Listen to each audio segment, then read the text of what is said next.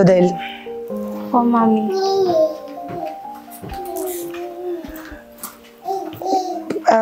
Di naman ako sa nakikiusap sa'yo, ha.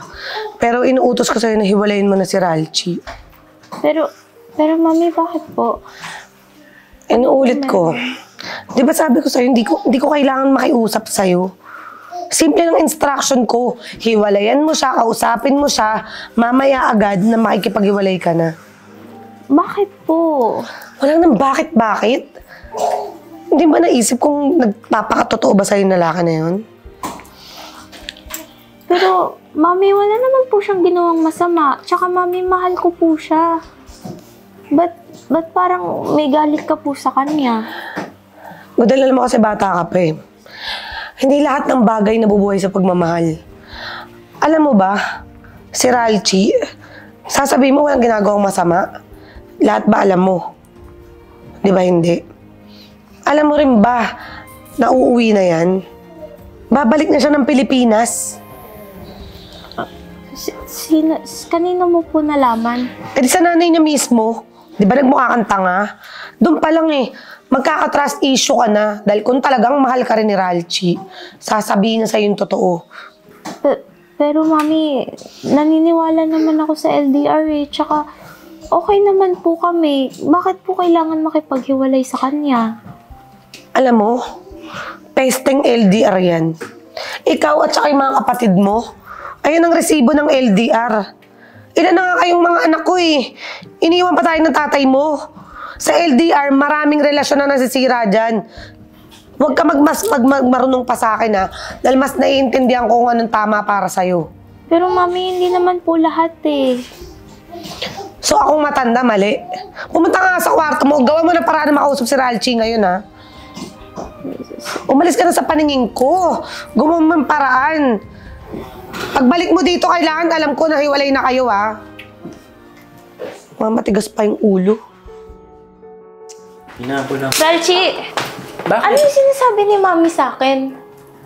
Na? Nauuwi ka daw sa Pinas. Bakit? Kailan? Tsaka, kailan mo sasabihin sa akin?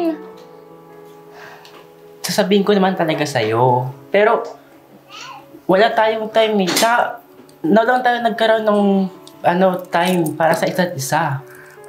Kaya nga, pero kahit man lang nagplaplano kayo, sana sinabi mo lang sa akin. Sa iba ko pa malalaman, kay Mami pa? Kay Mami pa talaga? Wala ka ba respeto? Eh, hindi ka naman kasalanan na sinabi ni tita sa'yo kaagad. Pero at least sana, sinabi mo man lang or in-inform mo man lang ako. Sorry na. Alam mo, natatakot ako pero paano tayo? Pati si Mami nag-aalala sa akin. Gusto nga ni Mami na makapaghiwalay ako sa'yo. Kasi hindi daw nag-work yung LDR. Well, mag-work naman tayo if may trust tayo sa isa't isa. And mag-update lang tayo ganun. If di tayo makapag-usap na isang araw ganun, update lang tayo kung nasan tayo. Ganun. Sige pero sana kayanin natin tsaka pag-usapan din natin kung paano tayo or anong mangyayari. Sorry din kasi napangunahan ako ng emosyon. Pasensya na. Basta Godel, magtiwala ka lang, okay? Hoy! Ano magtiwala? Ba't nandito ka sa bahay namin? Mami, huwag ka naman po ganyan magsalita. Alam mo, Godel, tinatanga ka niyan tsaka ng boyfriend mo. Alam mo ba, nakita ko sila na magkasama. Tapos magtitiwala ka dyan. Alam mo, hindi ka pa umaalis, tinatraidor ka na nila. Babae yan ng boyfriend mo eh. Mami, chill. Mami, huwag ka naman mahusga kagad. Paano ko mag-chill? Eh, nakita ko nga sila eh. Tita, kapatid po ako ni Ralchi. Wala po kayong dapat isipin. Tsaka, grabe naman po kayo mag-isip. Hindi po ba kapag may nakita kayong babae na kasama ng kapatid ko, kaibigan lang, pinsan, hindi babae agad? Mami, huwag mo naman kasi pamunahan. Ano kasi sabi mo? Nandito kasi ako, tita, para pagsabihan tong si Godel at saka si Ralchi. Ina-advisean ko sila. Okay, sige, admitted. Kapatid ka, sige. Mali ako doon. Pero sa LDR, I am sure na ako yung better na mas nakakaalam dyan. Ako yung may better experience kung bakit di ka dapat magtiwala dyan eh. LDR will not work at all. Tita, no. Nagkakamali ka. Kung sa'yo po, hindi nag-work. Sa akin po kasi hindi ganun yung nangyari eh. Nag-work po kasi yung sa akin. Tignan niyo po ngayon, magkasama na kami after 2 years na naghiwalay kami. Ang tagal din po noon. Kasi yung LDR naman po, mag-work naman po yan eh. Nasa sa inyo po yan. Kung may trust kayo, at saka mayroon kayo laging communication, may update. Tsaka lagi kayo nagkakaintindihan. Tsaka sinasabi ko po to, hindi yung sure ako na mag-work yung LDR nila. Dahil alam ko naman po na hindi naman lahat ng LDR is mag-work. Pero ang sinasabi ko lang po ngayon is kapag merong mga nangyaring lokohan or what man po na dumaan sa relasyon nila na pagsubok, is alam nila yung gagawin nila. Godel, pasensya ka na ha. Agad-agad akong nag-judge sa relationship niya tsaka dito sa kapatid ni Ralji. Talagang trauma lang ako. Alam mo yung nangyari sa akin tsaka sa daddy mo. Ayokong pagdaanan mo yun kung gaano kasakit yun. Opo, Mami, pero sana po next time, huwag mo po muna pangunahan, tsaka huwag mo naman po agad-agad manghusga.